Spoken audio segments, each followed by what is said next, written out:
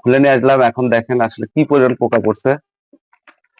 দেখেন প্রচুর পোকা। 4টা কোটা দিয়েছিলাম আমার লাউয়ের জাগলায়, প্রচুর পোকা। এই পোকাগুলো এখন আমি আসলে এই কোটা থেকে বের করে ফেলবো। তবে এটারও একটা ট্যাকটিক আছে, কারণ কি এর মধ্যে কিন্তু সব পোকাই যে মারা গেছে তা না, কিন্তু কিছু পোকা জীবিত আছে। সেই জন্য আমরা জীবিত পোকাগুলো যাতে মারতে পারি, সেই জন্য আমরা একটা পদ্ধতিতে যাব।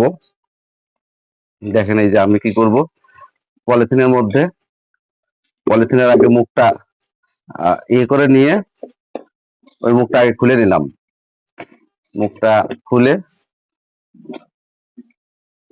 যাতে পোকাগুলো যাতে বেরোয় না আসতে পারে, পোকাগুলো যাতে বেরোয় না আসতে পারে, তার জন্য আমরা পলিথিনের মুখটা আটকে ধরে পোকাগুলো আগে ভিতরে নিয়ে নিলাম।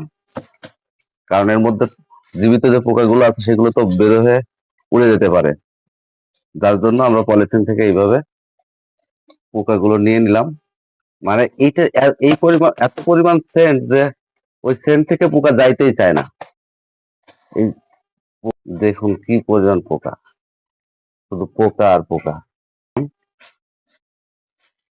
এর মধ্যে জীবিত যেগুলো আছে এই দেখেন উড়ে উড়ে বেড়াচ্ছে।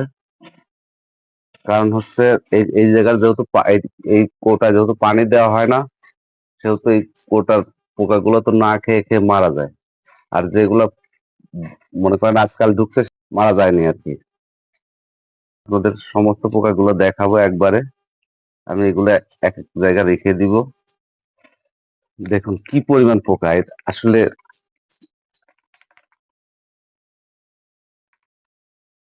অসংখ্য অসংখ্য পোকা। দেখেন হাজার হাজার পোকা এর মধ্যে ঢুকছে।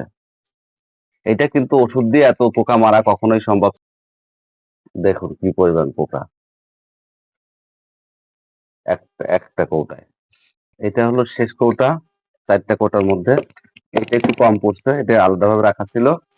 দেখুন কি পরিমাণ পোকা পড়ছে, একটু সবাই দেখুন। 4টা কৌটায় এই পরিমাণ পোকা আছে। এখন খালি পোকা আর পোকা। তবে পোকাগুলো কিন্তু ওই দেখেন বল্লা, যে ফল ছিদ্রকারী পোকা, যে আপনার বল্লার মতো মনে করেন। দেখেন দেখলেন এই এত পরিমাণ পোকা পড়ছে 4টা কৌটায়। আপনারা যদি ফল ছিদ্রকারী পোকা বা লাউ বা কুমড়া জাতীয় ফসল বা আম বা যেটাই হোক, কুমড়া জাতীয় ফসলকে বাঁচাইতে চান, অবশ্যই আপনাদের এই সেক্স পরিমাণ গুলো ব্যবহার করতে হবে। কারণ হচ্ছে এই সেক্স পরিমাণ ব্যবহার করলে এই পোকাগুলো দমন করা সম্ভব। এই পোকাগুলো কিন্তু কীটনাশক দিয়ে দমন করা সম্ভব নয়। এতক্ষণ যারা আমার সঙ্গে ছিলেন সবাইকে শুভেচ্ছা অভিনন্দন। আমি অরবিন্দ কুমার বিশ্বাস।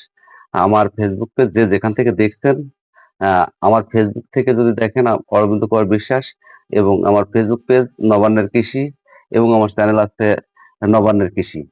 যে যেখান থেকে দেখছেন, যদি সবাইকে এই ভিডিওটা ভালো লাগে অবশ্যই শেয়ার দিবেন, এবং আমার ফেসবুক পেজ কে ফলো দিবেন, এবং নবান্নের কৃষি ইউটিউব চ্যানেলটাকে সাবস্ক্রাইব করে শেয়ার দিয়ে পাশে থাকবেন। ধন্যবাদ।